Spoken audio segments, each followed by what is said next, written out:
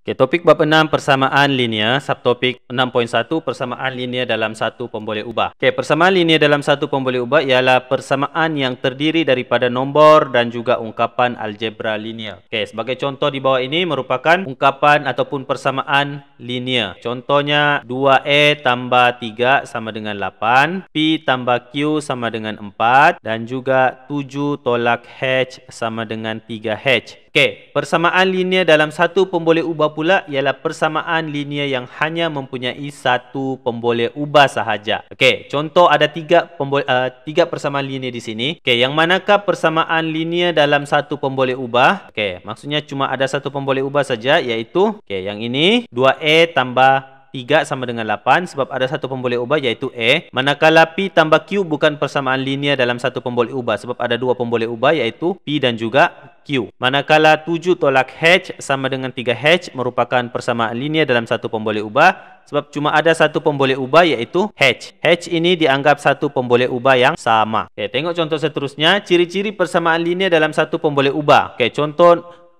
persamaan linear di sini 3x tolak 8 sama dengan 4. Okey, apa ciri-ciri yang kamu boleh kenal pasti untuk kamu ketahui bahawa itu adalah persamaan linear dalam satu pemboleh ubah? Okey, yang pertama mempunyai sebutan algebra linear. Okey, sebutan algebra linear. Okey, yang mana dipanggil sebagai sebutan algebra linear? Okey, yang ini adalah sebutan algebra linear. 3x tolak 8. Sebutan algebra linear mesti ada pemboleh ubah, ada nombor dan juga ada operasi tambah atau tolak. Okey, dan perlu kamu ingat pemboleh ubahnya kalau algebra linear mesti mempunyai kuasa 1. Okey, seterusnya hanya ada satu pemboleh ubah. Okey, ini untuk persamaan linear dalam satu pemboleh ubah. Jadi kalau kamu tengok di sini cuma ada satu pemboleh ubah iaitu x. Seterusnya ada simbol kesamaan. Okey, simbol kesamaan. Ini dia simbol kesamaan ataupun kamu panggil sama dengan. Mesti ada simbol kesamaan. Barulah dipanggil persamaan linear. Dan kuasa pemboleh ubahnya ialah 1. Okey, ini yang paling penting. Walaupun ada pemboleh ubah, cuma ada satu pemboleh ubah, tapi kalau kuasanya bukan 1, maksudnya itu bukan persamaan linear dalam satu pemboleh ubah. Okey, contoh kamu tengok sini x. X mempunyai kuasa 1. Okey, itu ada 4 ciri untuk persamaan linear dalam satu pemboleh ubah. Okey, sekarang tengok contoh 1. Kenal pasti sama ada setiap yang berikut ialah persamaan linear dalam satu pemboleh ubah ataupun bukan. A ialah persamaan linear dalam satu pemboleh ubah. Kerana, tengok untuk semak, ada simbol sama dengan, lepas tu ada huruf ataupun pemboleh ubah. Pemboleh ubahnya cuma satu, iaitu K. Dan kuasa K ialah 1. Maka K tolak 9 sama dengan 13 ialah persamaan linear dalam satu pemboleh ubah. Okey, seterusnya yang kedua B. P tambah Q sama dengan 6. Okey, yang pertama ada simbol kesamaan ataupun sama dengan. Yang kedua ada ungkapan algebra linear iaitu P tambah Q. Yang ketiga ada huruf ataupun pemboleh ubah P dan juga Q. Pemboleh ubahnya mempunyai kuasa 1. P kuasa 1, Q pun kuasa 1. Tetapi ini bukan pemboleh ubah ini bukan persamaan linear dalam satu pemboleh ubah kerana dia mempunyai dua pemboleh ubah iaitu P dan Q. Okey, jadi maka yang ini P tambah Q sama dengan 6 bukan persamaan linear dalam satu pemboleh ubah. Okey, yang ketiga, 2y tambah 8 sama dengan y tolak 1. Okey, ada simbol sama dengan ataupun kesamaan. Lepas itu ada yang kita panggil sebagai ungkapan algebra linear. Dan ada pemboleh ubahnya iaitu y. Jadi ada satu pemboleh ubah saja iaitu y. Jadi dua huruf ini adalah huruf yang sama, maka dikira sebagai satu pemboleh ubah saja. Dan kuasa y itu ialah 1. Okey, maka 2y tambah 8 sama dengan y tolak 1 ialah persamaan linear dalam satu pemboleh ubah. Okey, yang terakhir, x tolak 1 sama dengan x kuasa 3 tolak 1 sama dengan 7. Okey, yang pertama mempunyai simbol sama dengan, yang kedua mempunyai pemboleh ubah, ada ungkapan algebra linear, tapi perhatikan kuasanya ada 3. Okey, kuasanya mesti 1 sahaja. Maka yang ini bukan persamaan linear dalam satu pemboleh ubah. Maka X kuasa 3 tolak 1 sama dengan 7.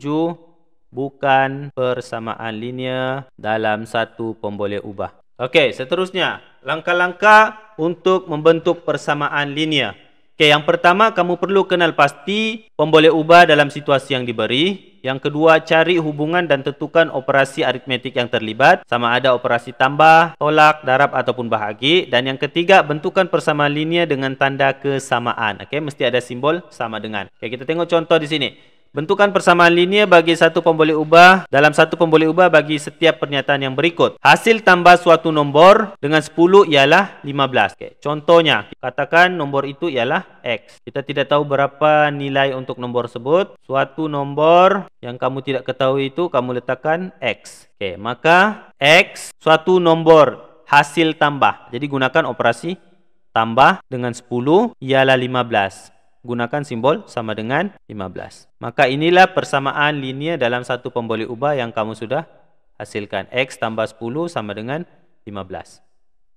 Okey, yang kedua. 3 kali suatu nombor sama dengan 12 tolak nombor itu. Okey, nombor itu kamu tidak ketahui juga. Jadi contoh kamu wakilkan, katakan nombor itu ialah Y. 3 kali suatu nombor. Maksudnya 3 kali Y sama dengan 3Y. Okey, 3Y. Okey, 3Y sama dengan 12 tolak nombor itu. Maksudnya 3Y sama dengan 12 tolak nombor itu. Nombor itu tadi ialah Y. Maka ini adalah persamaan linear yang kamu bentuk. 3Y sama dengan 12 tolak Y. Okey, contoh seterusnya lagi. Bentukan persamaan linear dalam satu pemboleh ubah berdasarkan setiap situasi yang berikut.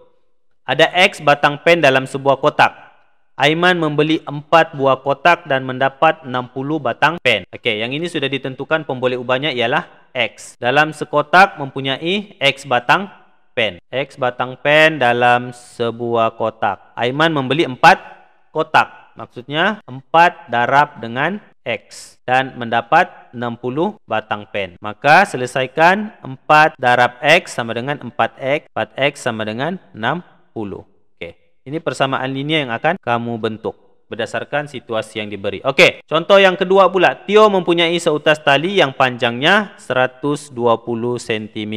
Carmila pula mempunyai N utas tali. N ialah pemboleh ubah. Kamu tidak tahu nilainya berapa. Yang panjang setiapnya 70 cm. Okey, jumlah panjang tali mereka ialah 470. Maksudnya jumlah panjang tali mereka kamu tambahkan tali untuk Tio dan juga Carmila. Okey, Tio punya tali panjangnya 120 cm.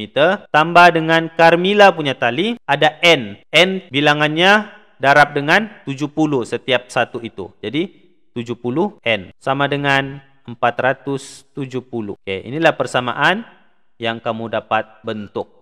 Okey, boleh cuba buat soalan latih tubi yang berkaitan dengan subtopik ini. Okey, untuk tambahkan kamu punya kefahaman mengenai subtopik ini sebelum berganjak ke subtopik yang berikutnya.